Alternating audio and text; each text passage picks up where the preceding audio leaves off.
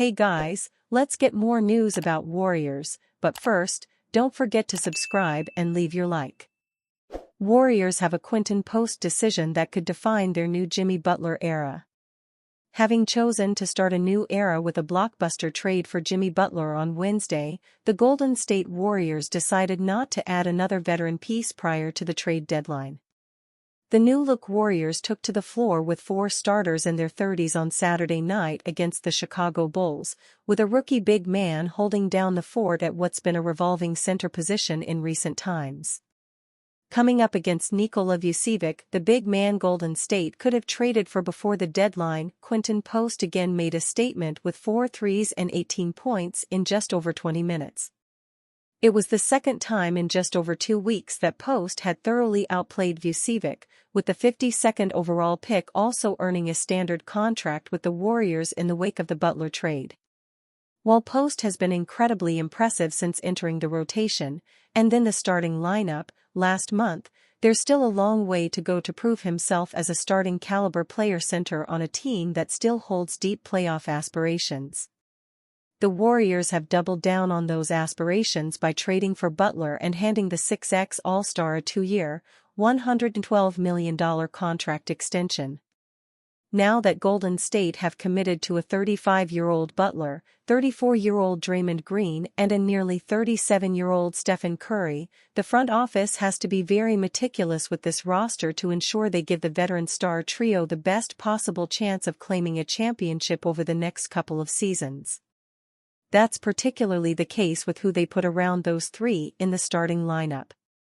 The center position has often been a quandary for Steve Kerr across recent years, and now Golden State have the remainder of the season to determine whether or not Post is the starting big of the present and future.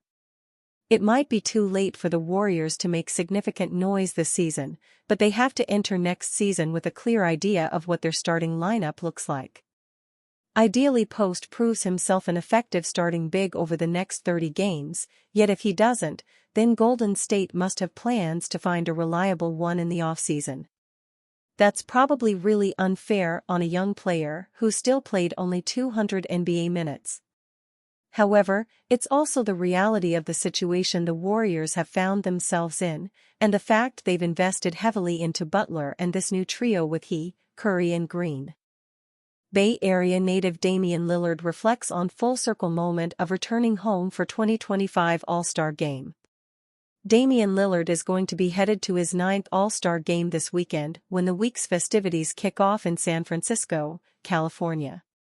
The reigning All-Star Game MVP and Oakland native will be returning to the area he grew up in and is eager to put on a show. After the Milwaukee Bucks faced the Golden State Warriors on Monday, Lillard spoke about the opportunity approaching at the weekend. Monday night was a disappointing night for the Milwaukee Bucks, who lost at home to the Golden State Warriors 125-111. Although Lillard had 38 points on 12-20 shooting, he also had 10 turnovers as the Bucks dropped another game at home. After fielding questions about the team's lack of flow on offense and poor energy in the second half, Lillard was then asked about the upcoming All-Star weekend that is going to be a historic occasion for him. Lillard recalled attending All-Star 2000 in the Bay Area as a child, participating in the week's festivities with his dad and his brother before watching some of his favorite players participate in the All-Star Game. 25 years later, Dame Time will be one of the stars on the court. Lillard reminisced about his fond memories of the time before reflecting on what it means to him to be participating in the upcoming 2025 event. He called it a special moment and something he is extremely proud of. Lillard said that he is excited to show out for the people in Oakland that know his story. Growing up as an under-recruited basketball player who few saw the great potential in, Lillard now returns to the area to celebrate both his own accomplishments and the city that made him.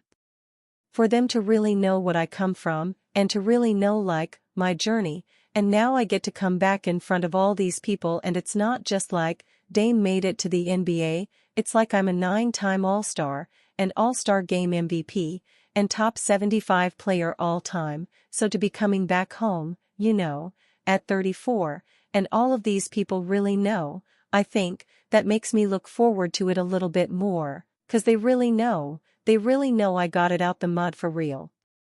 He elaborated on touching base with local places, such as his high school, but also acknowledged that he will be smart about making sure he doesn't overwork himself. One of the many community involvements Lillard is in is working with Portland State University to help young people from the East Bay get their chance for higher education through scholarships. Lillard spoke about being able to help out young people and their families with the financials of out-of-state tuition, adding that he feels honored to use his position to support people like himself. All-Star 2025 is going to be an action-packed weekend of can't-miss moments, and Damian Lillard is embracing his chance to put on for Oakland, the city that made him. Warriors' Jonathan Kuminga nearing return from ankle injury. The Golden State Warriors could be getting a key piece of their core back in the lineup very soon. Jonathan Kuminga is progressing in his rehab from an ankle injury and could return after the All-Star break. Via Warriors PR, Warriors forward Jonathan Kuminga, who suffered a sprained right ankle on January 4 versus Memphis and has missed the last 18 games, was recently re-evaluated. The re-evaluation indicated that Kuminga is making good progress. He has started on-court workouts and is expected to progress and be incorporated into team practices after the All-Star break. He will be re-evaluated again in 10 days. As mentioned, Kuminga has missed the last 18 games after spraining his ankle.